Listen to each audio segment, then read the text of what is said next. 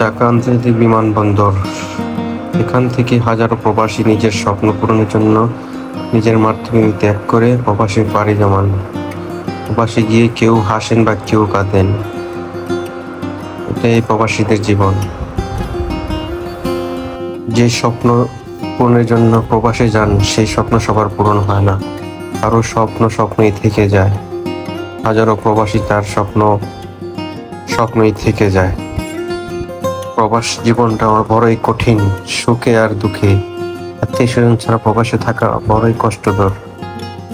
সারাদিন ডিউটি করার পর আসে যদি রাতে রান্না করে খেতে হয়, কাপড় চোপড় ধুয়ে পড়তে হয়, বহুত কষ্ট।